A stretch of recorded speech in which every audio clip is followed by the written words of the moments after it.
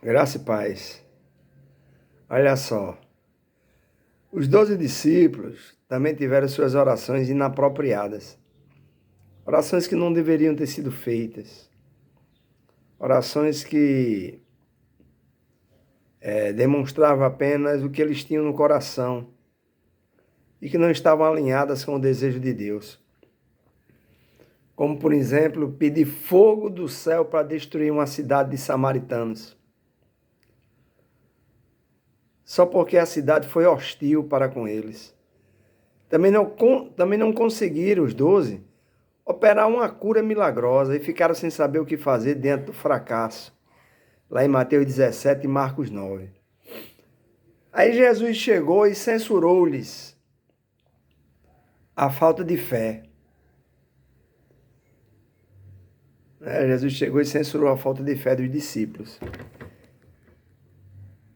Os discípulos não tiveram respostas para aquela situação, mas claramente a vontade de Deus em que o menino fosse curado existia, pois Jesus em seguida realizou o que eles não conseguiram. O apóstolo Paulo, ele teve sua cota de orações não atendidas. Basta ler suas orações pelas igrejas e em seguida, depois que ele orar por essas igrejas, os tristes registros daquelas igrejas, de como ficar além, aquém do ideal pelo qual Paulo orou. Então é frustrante às vezes nós, pastores, orarmos por situações na igreja e o resultado, poxa, ficou longe daquilo que a gente sonhou, daquilo que a gente imaginava. E o apóstolo Paulo viveu isso. Então, Paulo implora ao Senhor 3 vezes, por exemplo, pela remoção do espinho da carne. E o espinho não saiu. Ele reagiu dando um exemplo por não ter recebido resposta.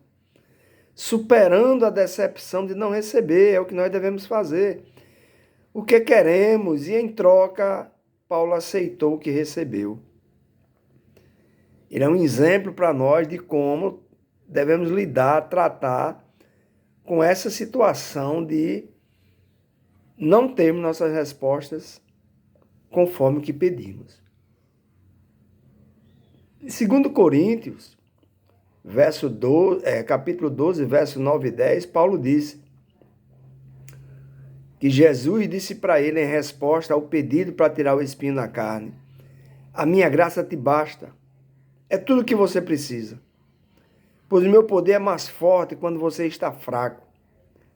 Eu me gloriarei ainda mais alegremente em minhas fraquezas, para que o poder de Cristo repouse em mim. Por isso, por amor de Cristo, regozijo-me nas fraquezas, nos insultos, nas necessidades, nas perseguições, nas angústias. Pois quando sou fraco é que sou forte. Porque quando perco toda a minha força, então tem a força de Cristo em mim. Então nem Jesus escapou da oração sem resposta. No jardim lá do Getsemane, Jesus orou com a fé de quem protesta, mas ao mesmo tempo ele aceitou a decisão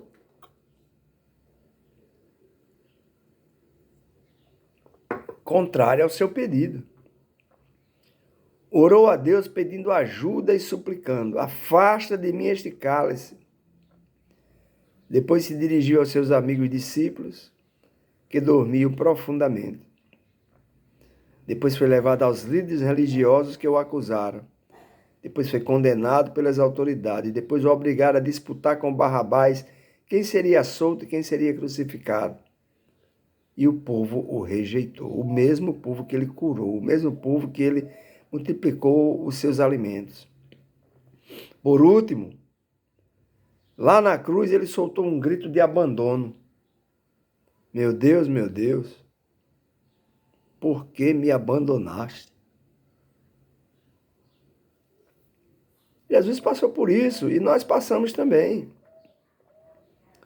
Há momentos que vamos nos sentir abandonados por Deus. E isso não é verdade, é apenas o sentimento. é apenas a impressão. C.S. Lewis ele vai identificar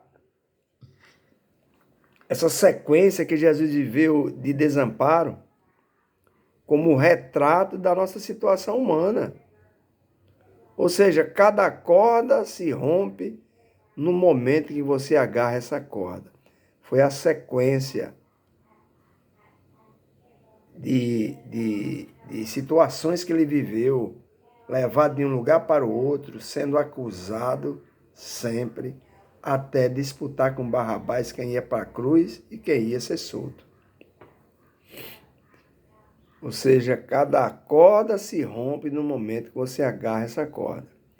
E cada porta é fechada na sua cara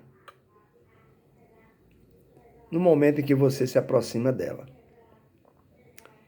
Então, nessas orações não respondidas, eu observo uma explicação para o enigma da oração. Presta bem atenção a isso aqui. Porque a teologia ela nos leva a fazer perguntas assim, a fazer umas viagens, né? O que teria acontecido se o filho de Davi com Batseba, fruto do adultério e da morte, do assassinato de Urias, o marido de Batseba, teria acontecido se esse menino tivesse vivido e virasse rei em vez de Salomão? Porque Davi pediu muito, Davi ficou prostrado, não quis comer, não quis beber, não quis ouvir música, não quis tomar banho, intercedendo pelo menino, mas o menino morreu. O que teria acontecido se ele tivesse vivido? O que teria acontecido se a oração dos profetas tivesse sido atendida e Israel tivesse sido estabelecida como potência mundial? Aí imaginou Israel como potência mundial? Os israelitas guardando a sua religião para eles mesmos, sem compartilhar com o mundo, porque o ideal de Deus era que eles fossem aqueles que iriam pelo mundo propagando o reino, mas eles falharam. O orgulho deles se fecharam em redor deles mesmos. O que teria acontecido se Paulo tivesse sido curado do espinho da carne?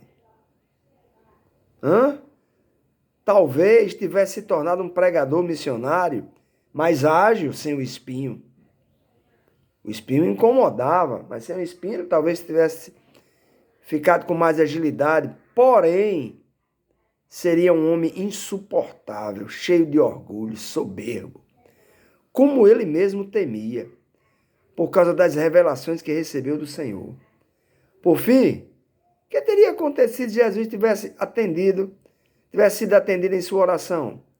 Naquele momento de medo, não como Deus, mas na sua condição humana. Se ele tivesse sido atendido, Pai, passa de mim esse cálice. E aí, tudo estaria arruinado, o plano da redenção estaria de água abaixo, mas Deus o abandonou em favor de nós. E C.S. Lewis ele vai observar, ele diz que, grava bem isso aqui, de tudo que eu disse hoje, se você gravar isso aqui, vou me dar por satisfeito. A oração é um pedido e não uma ordem. Por isso, pode ser atendida ou não. E se Deus infinitamente sábio e onisciente ouvisse os pedidos de criaturas tolas e finitas como nós, naturalmente, ele às vezes vai atender e às vezes vai recusar. Se não estiver no propósito dele, recusa. Se não estiver no tempo dele, recusa. Obter sempre respostas ao que pedimos não é uma doutrina de Cristo. Falei disso aqui já. Não é uma regra. Não, eu orei e vou ser atendido. Você vai ser atendido. Com sim, com não, ou espere. Ora um pouco mais. Então, obter resposta ao que pedimos não é uma doutrina de Cristo. Se você pensa assim, isso se parece mais com mágica. Com a mágica ilusiva. Agora não vai sair. de ilusão, ilusionista.